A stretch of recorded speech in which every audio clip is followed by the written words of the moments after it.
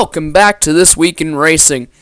In today's episode, we're going over GT America and IndyCar opening rounds from St. Petersburg, Florida, some developing Haas F1 news regarding Russia and Ukraine, some Pojo hypercar updates, an update on the Le Mans 24 Hours entry list, and a catch-up with all the LMDH manufacturers, plus a new rapid-fire news segment.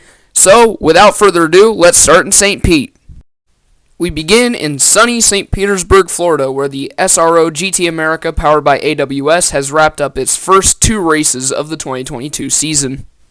In Race 1, Jason Daskalos took the win in his number 27 Daskalos Motorsports Audi R8 LMS Ultra, and in GT4, Marko Radicic won in his BMW M4 GT4.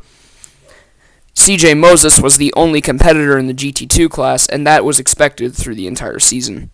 In Race 2, George Kurtz took the overall GT3 win, and Jason Bell won in GT4 in his GMG Motorsports Aston Martin. GT America will be back in action along with the start of the GT World Challenge America, TC America, and GT4 America seasons at Sonoma in April.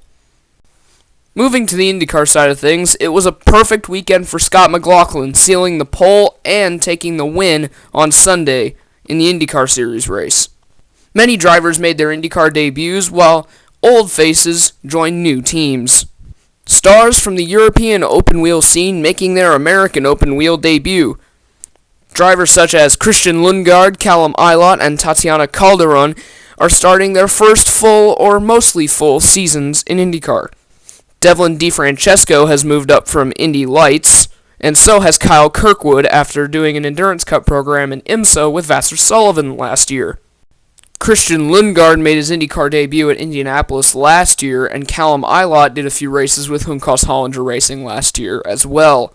Looking forward to the Crown Jewel event, the Indy 500 at the end of May, I am expecting at least 36 entries. If we're lucky, we could get 37 or 38, but it will be really interesting to see who shows up and who might not. Some old faces restarting with new teams. Simon Pagenaud has moved from Team Penske over to Meyer Shank Racing to join his former teammate Elio Castroneves. And Takuma Sato has vacated his seat at Rahal Letterman Lanigan after his second stint there to go and replace Romain Grosjean at Rick Ware Racing.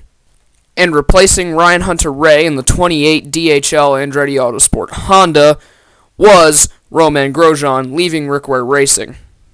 The IndyCar Series has its next race at Texas Motor Speedway, the first oval of the year, on the same weekend as the 12 Hours of Sebring, March 19th and 20th. Moving on to Formula 1, where in response of Russia's invasion of Ukraine, Haas F1 team has dropped its title sponsor Uralkali and driver Nikita Mazepin. In his single year of competition, Mazepin was always known as a terrible driver. He always lingered at the back of the field and was really there because his dad wanted him to be. His dad had the money. That man is Dmitry Mazepin, the founder and owner of Uralkali Petrochemical Company. Mazepin Sr. has close ties with Russian President Vladimir Putin, who invaded Ukraine last week. Haas team boss Gunther Steiner already confirmed that Pietro Fittipaldi will probably be driving for them at the test in Bahrain in a few days, but possible permanent replacements for Mazepin include Fittipaldi, along with experienced Ferrari driver Antonio Giovinazzi and Alpine Academy driver Oscar Piastri. Haas has not yet confirmed a new livery or new title sponsor, and will do so before the season begins in Bahrain on March the 20th. If more news comes out, it will be covered in next week's video. Oh boy, oh boy, oh boy. Let's talk about Pojo again. Pojo have delayed their 9X8 hypercar debut until after Le Mans, which is a bummer because it's the 90th running of Le Mans this year, which means the car will probably make its debut at Monza in July. But, nevertheless, Pojo is still pushing on with their program, and they have not canceled it. Its first full season is still planned to be 2023, and I cannot wait to see another car that has a chance of winning that's not a Toyota, because I'm to be honest, I'm kind of sick of the Toyotas winning every single race. But it brings us perfectly into the next segment. As I'm recording this, it's been a week since the 24 Hours of Le Mans entry list was supposed to be released. But since G-Drive Racing has withdrawn from the WEC and therefore Le Mans, the ACO, the organizers of the race, have opened up entry requests again.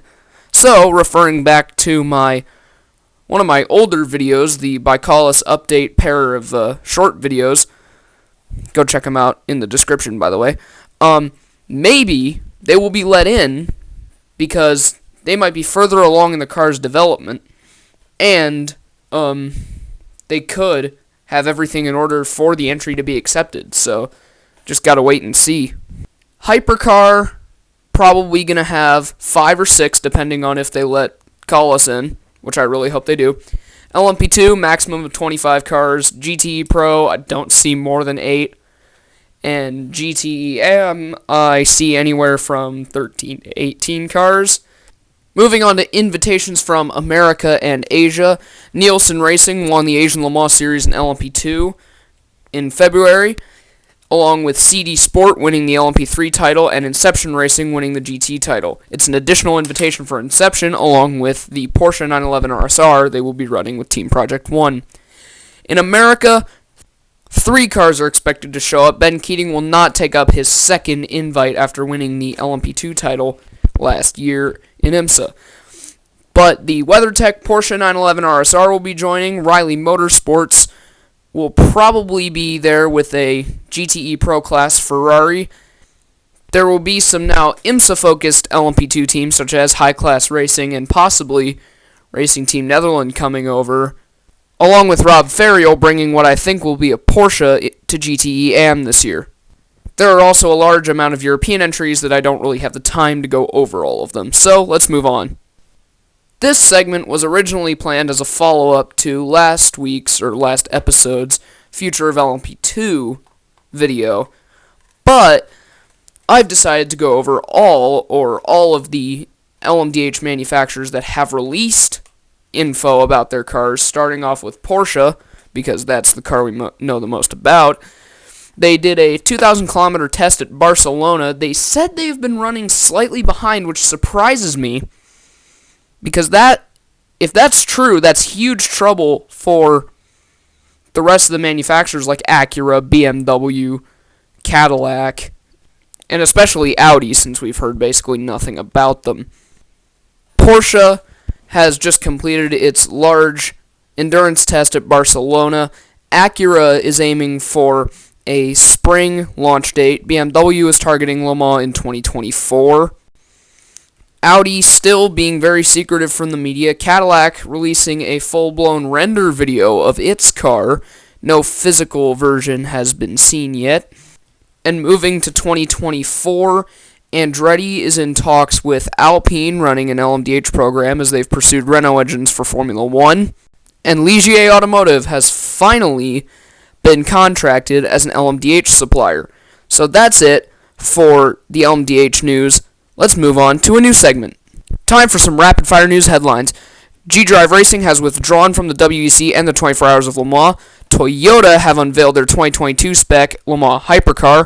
Dan Goldberg and Rasmus Lin will team up in Performance Tech Motorsports number 38 Ligier LMP3 car in IMSA. Risi Competizione is returning in GTD Pro for Sebring. Shout out to this Reddit user for pointing out that Eddie Cheever III will be the third driver. Races coming up in the coming weeks. Formula 1 is in Bahrain on March the 20th. IndyCar is in Texas for the XPEL 375, also on March 20th. Also on March 20th, NASCAR is in Atlanta for the Quick Trip 500. On March 18th, the WEC's 1,000 miles of Sebring and the 12 hours of Sebring will follow up that race on the next day, March 19th. Special shout out to Reddit user Drawn by Anthony C for drawing this amazing render of the Alpine A480 Gibson. Well, that wraps up this week's news. Thank you to everyone for watching. See you next time. Make sure to join the official This Week in Racing Discord server, linked down below. Like, subscribe, share the video with your friends. Have an amazing rest of your day. See ya. Coming soon, a new TWIR special, Delta Wing, the start of an innovative era. Talk about the accomplishments and legacy of one of the most radical race car designs ever, and how it led to a new era of innovation at the 24 Hours of Le Mans. That will premiere on YouTube later this week. Stay tuned for that. See ya.